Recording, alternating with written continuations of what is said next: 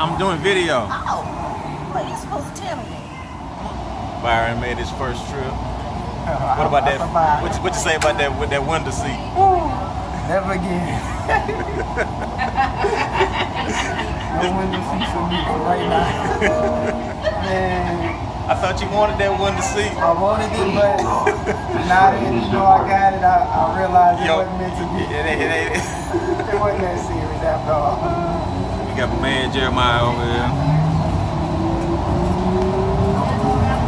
He said the trap music got him through the flight. Yeah, trap music got me through. I had to hype myself up. But, at the end it worked. I hadn't flown in a while, so when we took off the first time, I was just waiting. Okay, I thought it was just going to be a smooth transition. Yeah. And when we finally hit that last stretch of road, we just took off, and I was like, oh man, I don't know what's going on. So, we're here in Dallas. We'll be on our way to the next terminal.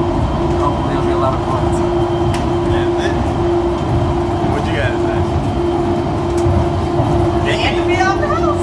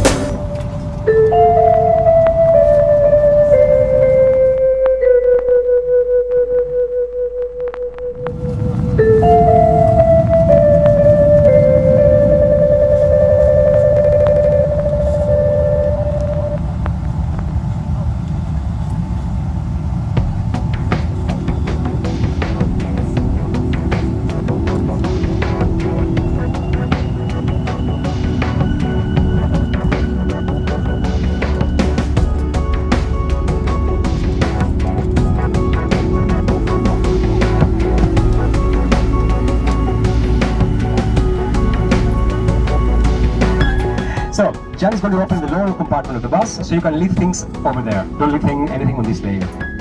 And keep in mind that for the next 6 hours, 7, we will not be at the bus. I'm not going to drag you by force to sightsee for the next 6 hours. It's going to be very casual, relaxing in a way. Rotation between sightseeing, free time. Sightseeing, free time. Basically, I will take you to places of major interest, and trust me, you will know those places, and you will appreciate our first stop there.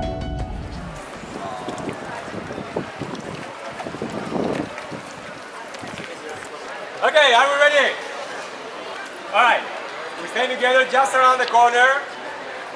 Do not start wandering off. Once we see the fountain, I would like to ask you to resist just for a couple of seconds until I give you some more practical information, and then you'll be free to go to the fountain, taking pictures, buying gelato, lunch, coffee.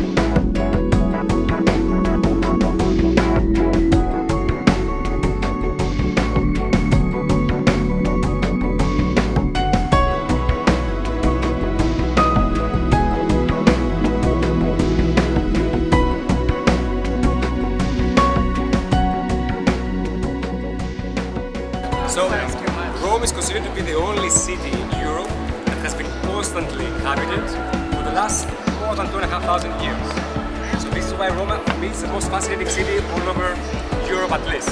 And I'm from Athens, so I can be objective. Because really, in Rome, you can see traces of all time periods. From the years of the Republic, dating back 4th century, 5th century BC, to the peak of the Roman times, to the Middle Ages, to the fascist era, to the modern times. Here you have a mix, actually, because you have a temple built by Emperor Trajan, and Trajan is a name we should memorize because we will be actually hearing his name here in Rome and in Athens.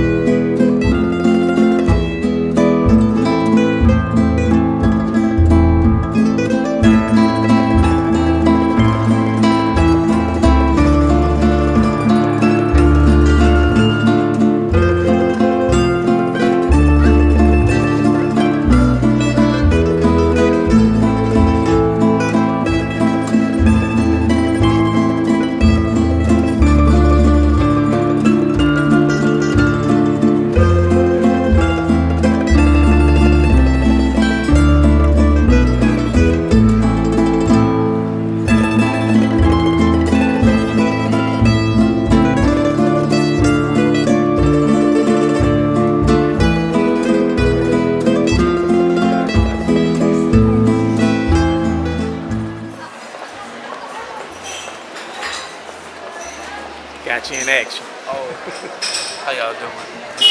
We're in Rome, Italy. It's been a long day.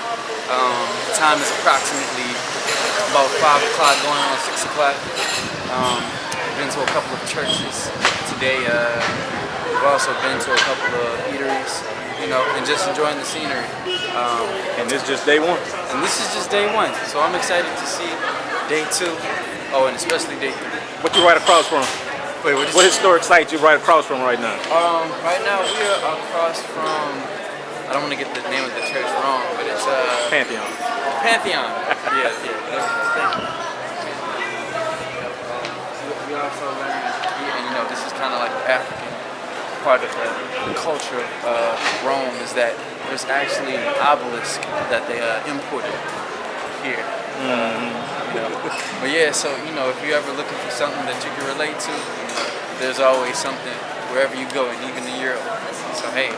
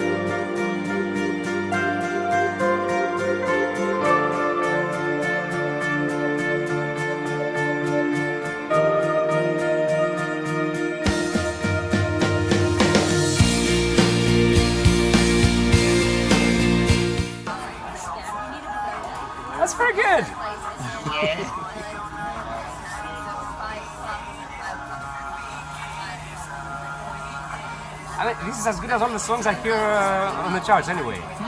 Yeah, it really is. In weeks.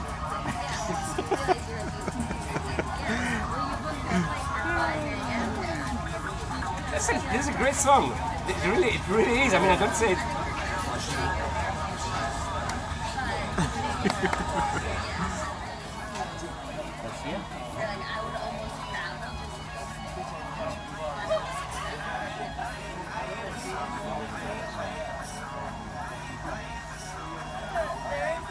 In my ears, it's as good as all the songs on the charts right now.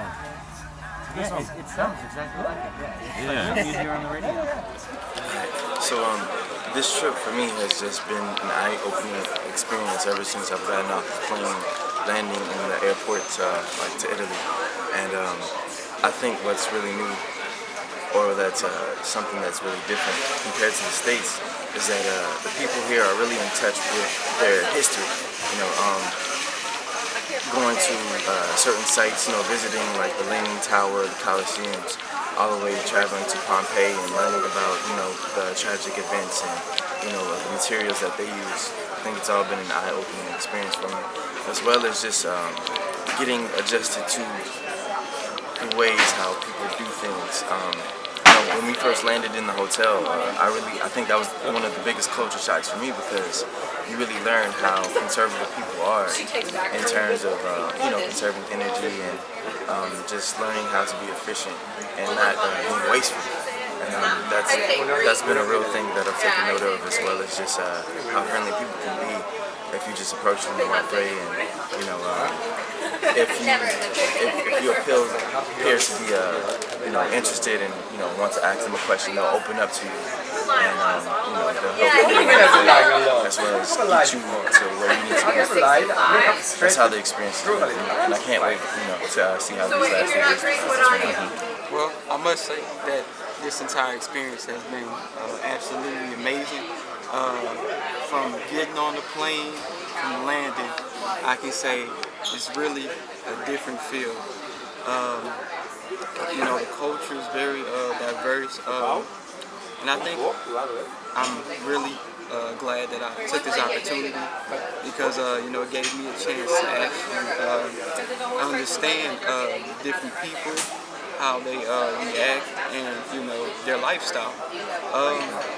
I think my favorite part is actually roaming the streets, you know, with friends, and actually getting a different feel, you know, the away from home feel, but you know, away from the country feel, because you know, got to see really good things as far as people performing on the streets, and actually like doing it with them, performing on the streets as well. So I must say, had an absolute blast.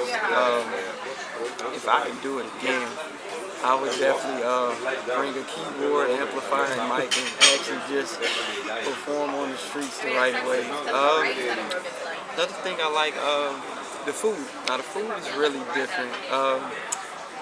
You know, I must say that I'm glad that I took this opportunity, because I got a chance to, you know, actually see how their food is and actually adapt to it, because not all the food is good, but you know, some of the food I really must say that had some decent food, as far as the pizza, the spaghettis. You know, I really enjoyed those materials. Another fun thing, I like the view. I mean, the view is really beautiful. Like, it's almost like if you was depressed, you wouldn't be depressed if you saw this view, because it's just, wow, it make you fall in love, like that quick second. Yeah. What would you say is that surprised you the most here, or something that was unexpected, even though you did research? What's so far in the trip, what's been the thing that you're like, wow? Now, the thing that surprised me was the people that would sell stuff on the street. Like, it's almost like they're outdoing the people that sell stuff at my house, at home, because they're like really like aggressive. I can say they're true business people. They know how to make their money, and like they know how to do it by any means necessary. So that was a surprise. Another thing that was a surprise was the hotels, the room. You know, the air. You know, it wasn't really freezing cold, especially the bathrooms. Now, that was a changer for me because their bathrooms are actually kind of smaller, and it's a whole different ball game. So that was a big surprise for me. But hey, it worked out. I mean, you know, I'm still in one piece, so you know, it still worked out for us. What would you say to a student that's thinking about doing something like this but are hesitant? I would say stop thinking about it and stop placing doubts and fears in your mind. You know, life is life. The States is, you know, it's a great place, but you can only go so far. And life isn't just restricted to just one country or one area. Take that time to travel abroad, take that time to learn other people's cultures, take that time to learn the language of another person so you can better understand it and how they feel. But not only just you know, wander in those tourist direction like an average tourist. You know, talk to a local, talk to a native, see how they live and see how things are for their lives and, you know, for their experiences in the country. And see what they want to do. Maybe you might meet somebody who may be interested in American politics, but you will never know unless you actually communicate with that person. Communication is definitely key. You know, always, I wouldn't say make yourself uncomfortable, but you know, get uncomfortable because that's the only way you're going to grow if you're put in those situations where you have to adapt and you have to overcome. So if you're hesitant, you know, let this be the last time you put doubts in your head. You know, life is life. Life is short. Make the most out of it. Yeah. And if you have the opportunities, please take them. Please take them. This is my first time traveling out the country, and I was having some doubts, you know, here and so. But when I finally did it, at the end of the day, when I come back to the States, I'll say, yo, I actually traveled out the country. So, you know, it's worth it. It's definitely worth it. Well, it all goes back to what JC said. You know, every moment counts, and a moment like this, you want to take advantage of it. So definitely step out your comfort zone. You know, get rid of all those doubts and just do it.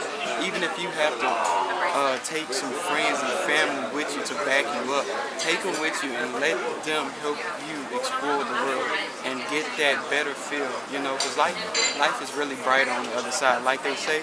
So definitely, like, take advantage of this opportunity because, like I say, everything that I've seen and experienced, you know, it's been amazing. You know, and I'm not just saying that, you know, to get you out here, but it's really amazing. And if I can stay here forever, I would. But definitely take the opportunity. You know, don't let fear stop you from doing great things. You can do anything you put your mind to. Step out your comfort zone and do it. Have fun. I was just like, There. yeah. So, yeah, bro. Man, I was like, okay, everything's cool, you know, up until when we got to that hotel. What? The charger different. I don't have this beef for my charger. But then I found it in the bathroom. They don't have a handle to push the button. Right. Yeah, man. That's interesting. Yeah, they really conservative. And I can respect that because you can tell they don't focus. It kind of, their lifestyle is kind of tailored to like venturing out. You can tell that they don't really like a stay-at-home person. They rather be out exploring or doing something. And I think that's really, really cool because especially like for tourists, it kind of makes you, it kind of forces you out your comfort zone. And on top of that, it kind of makes you want to get out the hotel room. It almost makes you, even though we saw like very few cars, you know, some nice cars are much smaller, but it's almost like, you know, you can just walk to where you have to go. You know, it's almost like you don't even have to buy a car. Like even with like a bike, you know. It's like everything is like right there. You know? It almost kind of seems pointless to have a car like due to like the tourist like traffic. It's so hard to get by, but like like a bike, like it almost you may as well walk. And even for those parts that are like far away, I still like if the streets were clear, like nobody on it, you would reach that destination if you're on the bike like way quicker. Way quicker than the car. Let me ask you this, man. When we got back on the metro station, man, like what was you thinking, man? Like how was like the trip? Like when we got back on it from the first time? Or? Yeah, from like after the first time when we had to go back. Man, like what was your thoughts on that, man? I honestly felt I had a sense of consciousness from that first time because the tour guide, he was just saying, make sure you watch your belongings, they pickpocket, and that was kind of like one thing that was really like that I noted. But the second time, it's just how fast it moves and how much you have to pay attention because back in Louisiana we don't have those metros, we have buses. And even though it'll take a minute, the metro will reach the destination much quicker. It was interesting because you got to see how people who actually live, like you got to see the civilians, the actual civilians of the city, how they dress and how they live, and they don't really do they don't really try to portray them as much more as big as they are. Like they'll dress simply, they'll dress comfortably.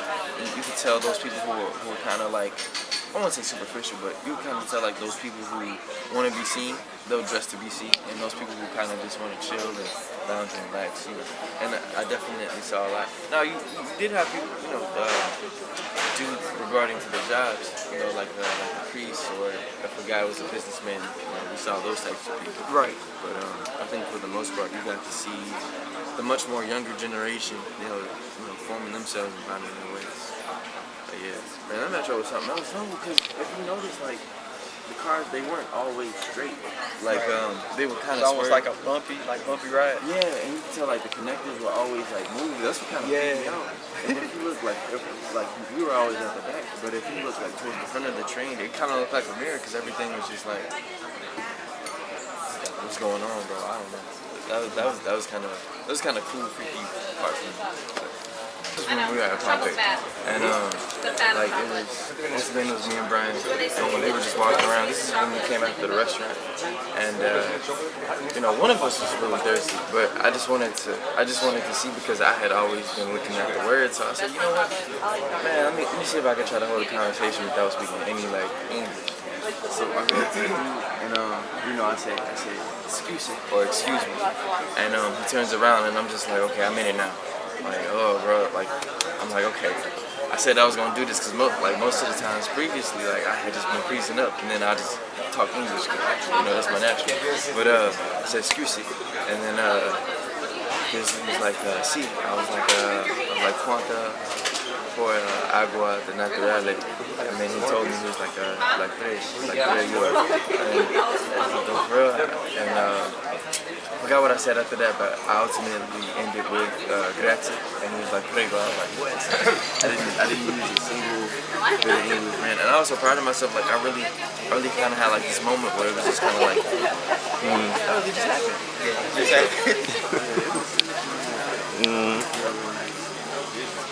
Yeah, the translator came out handy though. Nah, that translator, I guess it was a different story for me because maybe I wasn't using the correct sentence form because I used it a couple of times and the waitress was just like, you're not saying it right. You're not saying it right. What are you saying? So I actually like how the waitress told me the correct form instead of, like for example, I said, I am ready for the check. Down there, they said they don't say it like that. They just say check, please. 2 words. Right. So that's actually something that really stuck out to me. Like we use correct, like full sentence form. They just use 2 words.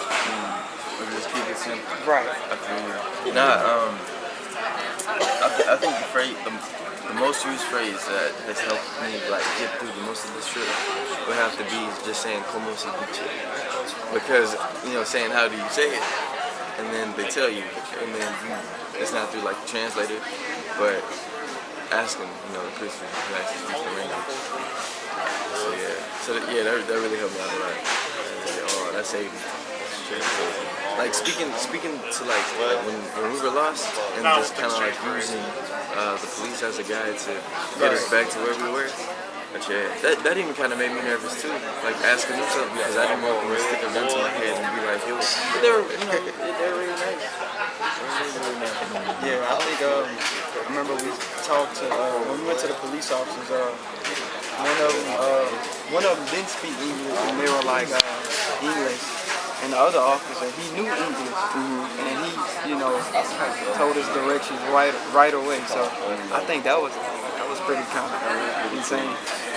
You can see. I think, especially in Italy, you can see those who would often have to handle tourists because they were kind of forced to learn to at least understand English, and then you could kind of see those who are just like, I'm just here to get my money. Right. You know why I'm here. So but yeah, it was interesting. It was really, really interesting. When we went to the Vatican chapel, and then when I was asking the lady, well, for some people I was asking, could I practice Italian, like speaking Italian, and I'd be like, yeah, go ahead. And so, like the guy, he didn't really. He really hadn't had much interaction with Americans, but the lady, on the other hand, she was able to tell me, certain phrases. And when I was able to ask her, like, what spots are popular to hit tourists, she pointed them out on the map. I was like, okay, cool, And she kind of went, both ways bilingual. So, it was really dope, man. They'll help you if you ask. They'll definitely help you if you ask. And another thing I must say that this might be off topic, but the girls, like, they're really beautiful, like, Bro, you're right. No, you're right. Man, wow, it's like a different feel. Right. No, to go on top of that, like the fashion, like it's different, but it's not that far away from like American fashion. You can tell they have like a little bit of that influence into it. They got the swag. Like, They do. Like I was like, for the most part, you couldn't tell if somebody was like from an outsider standpoint, you couldn't tell if somebody was like just getting out of college and like making a start, or if they like were really successful, because everybody kind of had that same dressy attire, but everybody did it, So it was like real hard. Like everybody, you could tell like everybody was pretty much doing good, or they made it seem like it.